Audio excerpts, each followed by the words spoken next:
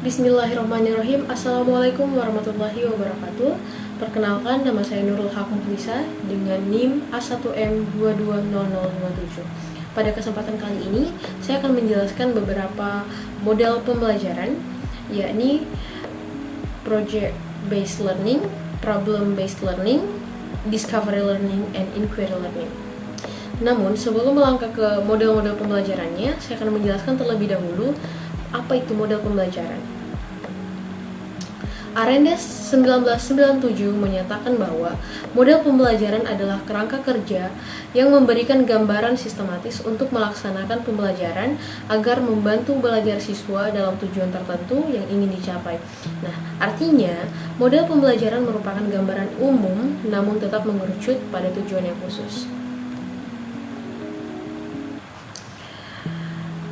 Melangkah ke jenis-jenis model pembelajaran, yang pertama adalah model pembelajaran Project-Based Learning.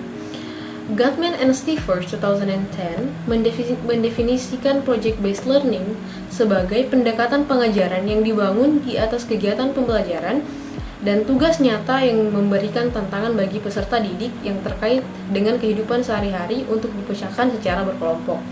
Menurut Afriana 2050, pembelajaran berbasis proyek merupakan model pembelajaran yang berpusat pada peserta didik dan memberikan pengalaman belajar yang bermakna bagi peserta didik. Pengalaman belajar peserta didik maupun konsep yang dibangun berdasarkan produk yang dihasilkan dalam proses pembelajaran berbasis proyek.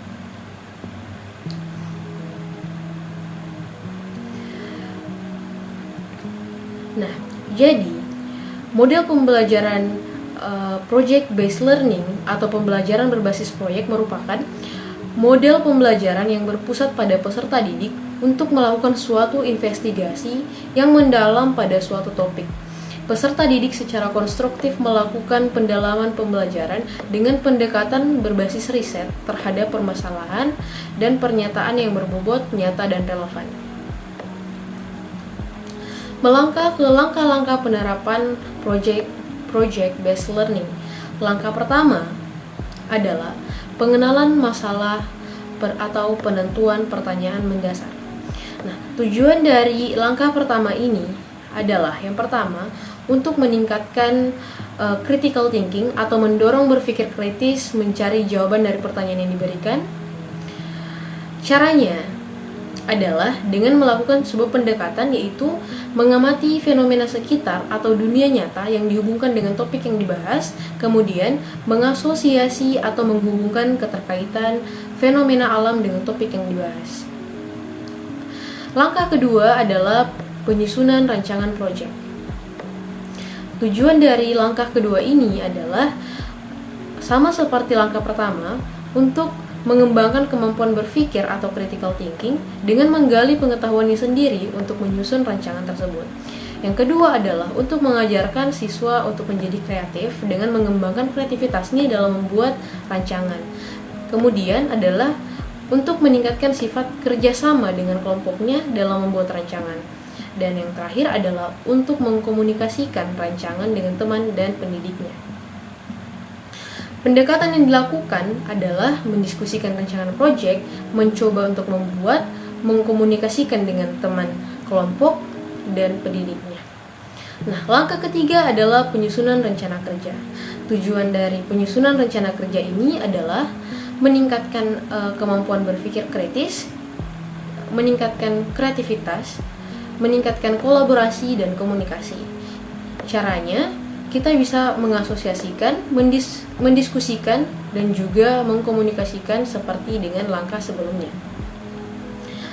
Langkah keempat adalah pelaksanaan dan monitoring project. Tujuan dari langkah keempat ini adalah untuk meningkatkan critical thinking, membuat siswa jadi lebih kreatif, meningkatkan sifat kerjasama dan komunikasi antar pendidik dan juga teman kelompok. Cara yang dilakukan adalah mengamati, mengasosiasikan, mencoba, mendiskusikan bersama teman kelompok dan pendidik, dan juga merancang pelaksanaan tersebut secara bersama-sama.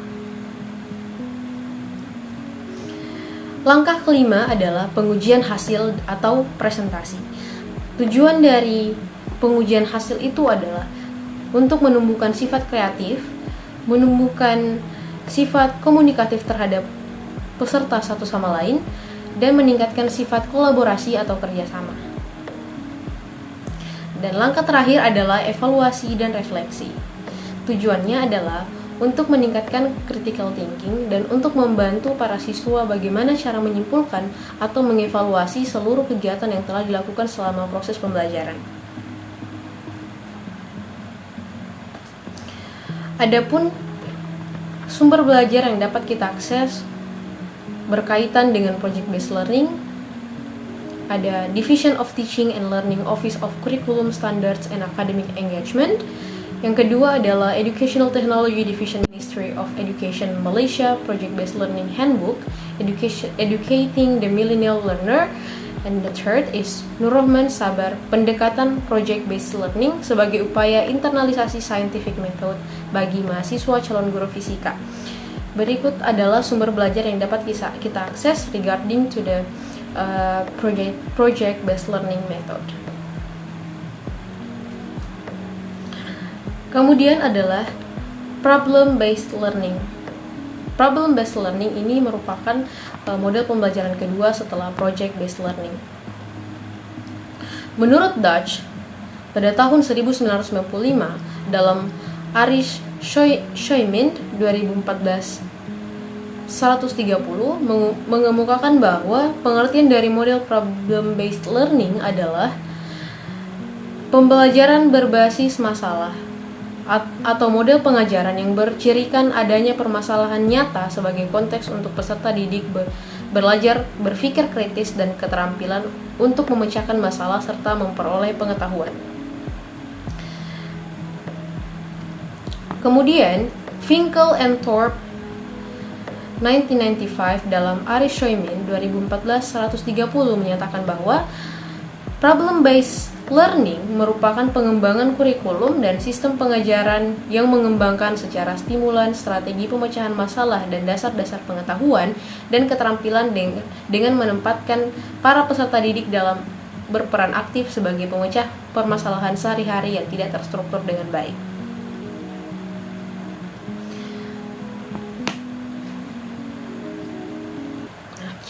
Berikut langkah-langkah penerapan problem-based learning.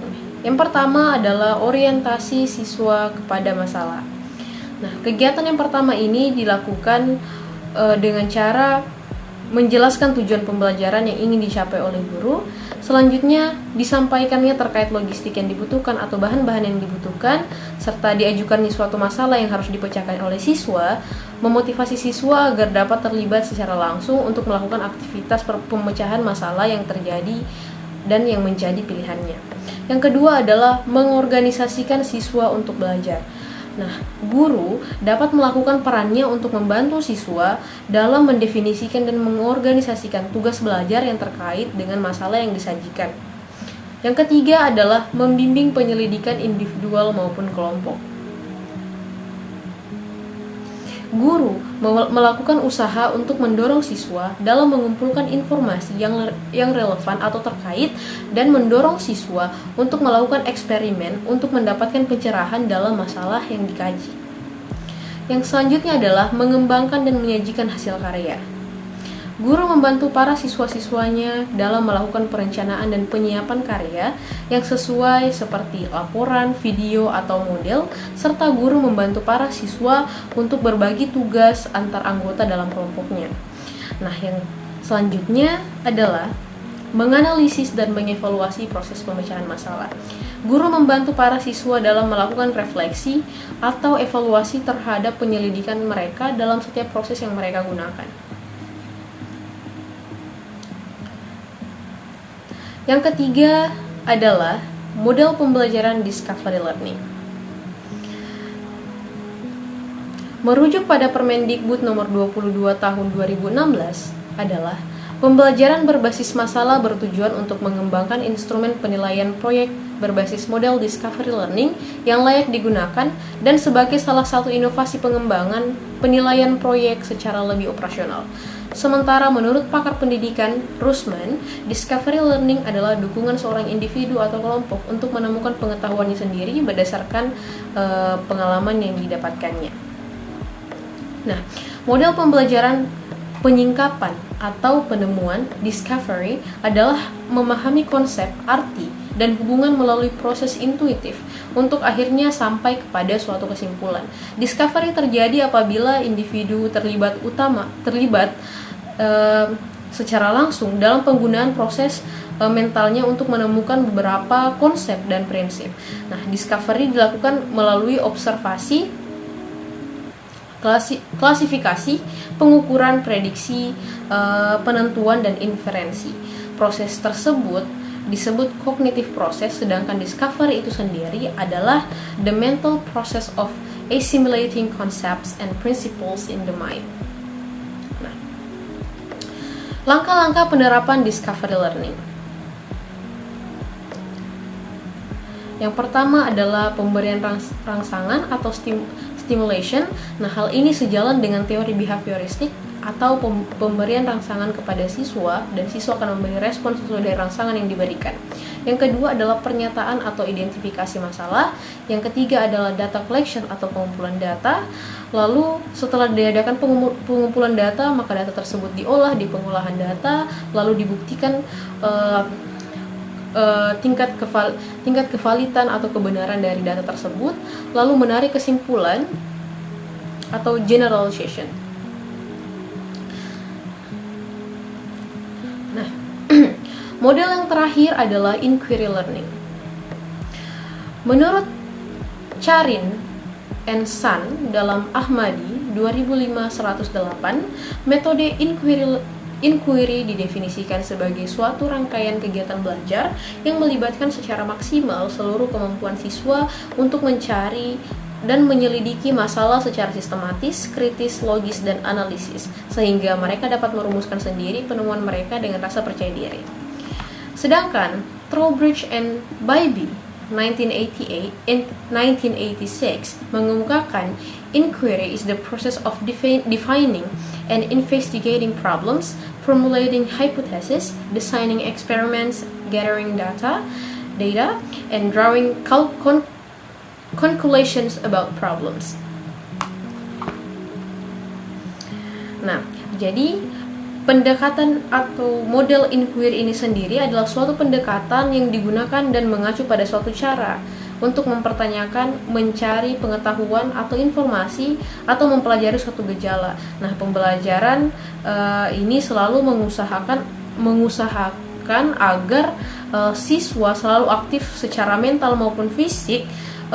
Materi yang disajikan guru itu tidak begitu saja diberitahukan dan diterima oleh siswa, tetapi diusahakan siswa itu sedemikian rupa memperoleh berbagai pengalaman dalam rangka menemukan sendiri konsep-konsep yang direncanakan oleh gurunya. Nah, langkah-langkah penerapan PBL.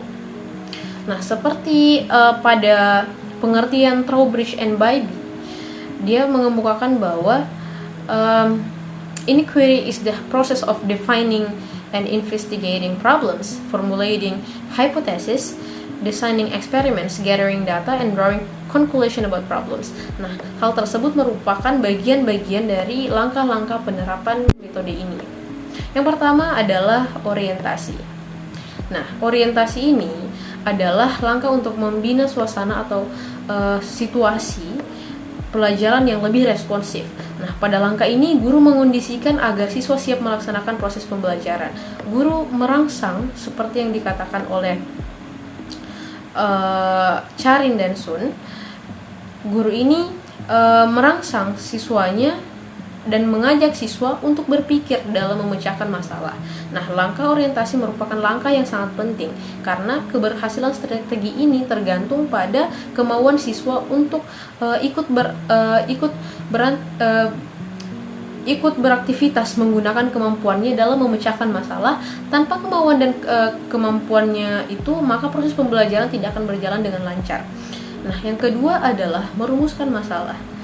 Nah, merumuskan masalah ini merupakan langkah yang membawa siswa pada suatu persoalan yang mengandung teka-teki.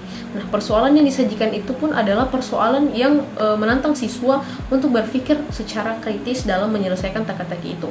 Nah, dikatakan teka-teki dalam rumusan masalah yang ingin dikaji disebabkan masalah itu tentu ada jawabannya dan siswa didorong untuk mencari jawaban yang tepat.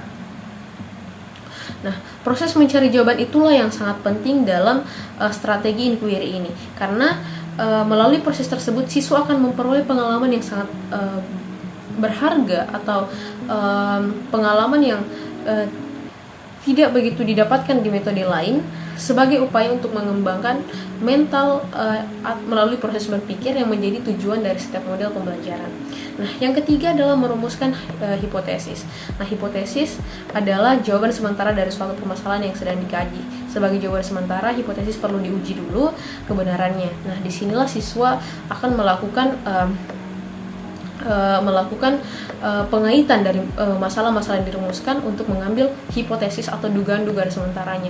Nah, kemudian adalah mengumpulkan data. Nah, mengumpulkan data ini aktivitas menjaring informasi yang dibutuhkan.